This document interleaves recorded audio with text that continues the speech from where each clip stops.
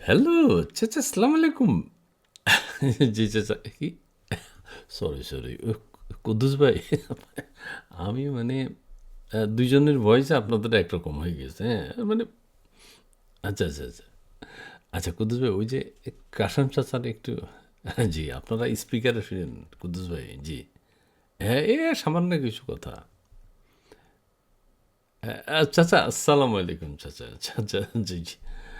না, কুদ্দুস ভাইয়ের কণ্ঠ আর তোমার কণ্ঠ একরকম হয়ে গেছে চাচা, মানে আমি একটু মিস্টেক করে ফেলেছি। না, কেন ফোন করছি চাচা, ওই যে সামান্য একটা বিষয় চাচা, আমাদের মানে মনে শান্তি পাইতেছি না, মানে কি, মানে কি সিদ্ধান্ত নিব চাচা, তোমার কাছে একটা সিদ্ধান্ত চাইতেছি চাচা। বিষয়টা আর তো জটিল না, মানে ওই যে আমাদের ঐকমত্য কমিশনের সেকেন্ড বেঞ্চ যিনি আলী রিয়াজ সাহেব, হ্যাঁ, প্রধান ব্যক্তিত্ব হচ্ছে তো মুসলিম বিশ্বের 50তম প্রভাবশালী ব্যক্তিত্ব, হ্যাঁ, ডক্টর মোহাম্মদ ইউনূস সাহেব। আর সেকেন্ড ম্যান হচ্ছে আলী রিয়াজ সাহেব। এখন ঐক্যমত্য কমিশনের তো কাম শেষ, হ্যাঁ, 8 মাসে ঘোড়ার ডিম একটা তৈরি করছে, এটা সবাই বলতেছে। কিন্তু দেশের এই কৃতি সন্তান যিনি জনগণতন্ত্রী বাংলাদেশের স্বপ্ন দেখছিলেন চাচা, উনি কি দেশে আছেন নাকি আমেরিকায় চলে গেছেন? মানে সেফ এক্সিট, মানে কেউ বলে, আবার নিন্দুকরা বলে উনি কি পালাই গেছেন। তা আমি বললাম, রে বাবা, পালাই গেছে তোমরা এই শব্দটা বলো কেন? সেফ এক্সিট কইবা কি? ঠিকই কইছে চাচা। না তবুও একজন সম্মানিত, হ্যাঁ, দেশের সংবিধান পরিবর্তন, হ্যাঁ, একটা পরিবর্তনের নায়ক না চাচা। হ্যাঁ, উনি আছেন কিনা দেশে এখন? কেউ কয় আমেরিকা চলে গেছে, কেউ কয় জাপান চলে গেছে, কেউ কয় পালাই গেছে, কেউ কয় আছে দেশের ভিতরেই আছে। হ্যাঁ, হ্যাঁ, উনি ওনার ব্যাপারে নানান সন্দেহ। কেউ আবার হেলিকপ্টার, সরি, প্লেনের ভিতরে একটা ছবি দিয়া কইতেছে যে হ্যাঁ উনি পালাই গেছে, মানে সেফ এক্সিট আর কি। এখন আমরা বুঝতে, এখন কোনটা সত্য?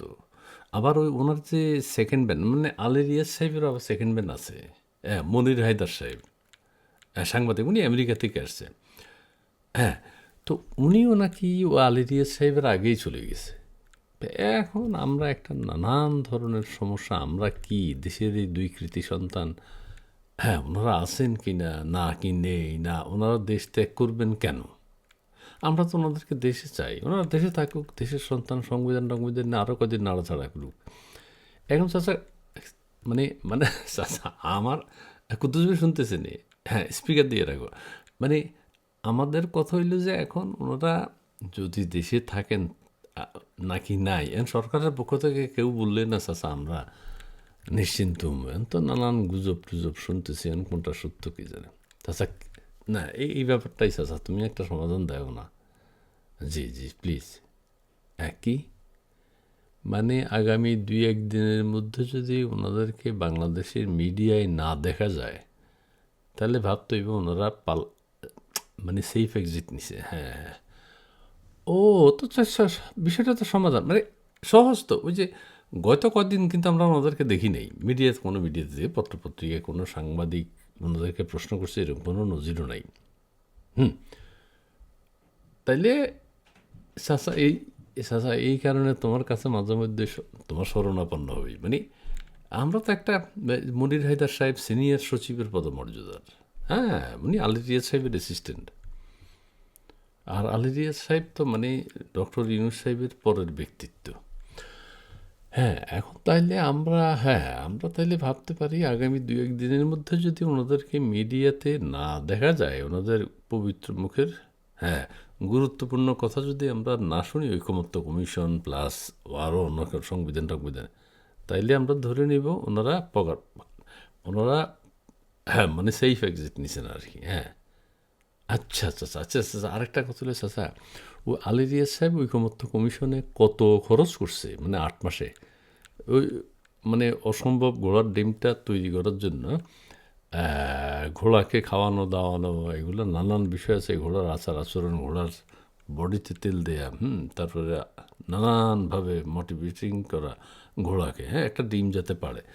হ্যাঁ, অশ্বডিম্বটা হয়েছে চাচা, আমার খরচ হয়েছে, ওই যে লোকজন খুঁজতেছে বাবার 83 কোটি টাকার উপরে খরচ হয়েছে বলে 8 মাসে। চা নাস্তা খাইছে না ওনারা। হ্যাঁ, সমস্যা কি? সমস্যা হইল এখন আবার ওই সরকার কইতেছে না, 83 কোটি টাকা নয়, 1,50,00,000 এরকম কিছু খরচ হয়েছে। এটা তো আমরা কোনটা বিশ্বাস করতাম স্যার? কি সরকারের কথা বিশ্বাস করে কোনো লাভ নাই, যার উঠছে 83 কোটি টাকা আরও বেশি হইতে পারে। ও আচ্ছা, তাহলে ও আরও বেশি হইতে পারে স্যার। হ্যাঁ, ও কি আলিরিয়া সাহেবের খরচ আছে না? ও তাহলে ওনারা ওই যে কয়দিন যে দেশে ছিল পোষাই নিছে চাচা। আচ্ছা আচ্ছা আচ্ছা, ঠিক আছে। আচ্ছা ঠিক আছে চাচা, এই সিম্পল ঘটনাটাই মানে আলিরিয়া সাহেব আর ওই যে মনির হায়দার সাহেব সাংবাদিক, উনি সিনিয়র সচিব পদমর্যাদার, ওনারা দেশে আছে কিনা তাইলে 2 দিন আমরা মিডিয়ায় অবজার্ভ করুম যে ওনারা কোনো কথা বলে কিনা, তাইলে মনে করব যে ওনারা বাংলাদেশে অস্তিত্বশীল, আর না হইলে বাংলাদেশে ওনারা অস্তিত্বহীন। আচ্ছা ঠিক আছে ঠিক আছে ঠিক আছে ঠিক আছে। ওই যে হ্যাঁ, কাসম ভাই তো না না না, কি কুদ্দুস ভাই তো শুনছে চাচা, একটু ভুল হয়ে গেছে চাচা, মানে কুদ্দুস ভাই তো শুনছেই চাচা। হ্যাঁ ঠিক আছে ঠিক আছে চাচা। জি জি চাচা চাচা, আসসালামু আলাইকুম চাচা। আসসালাম। জি।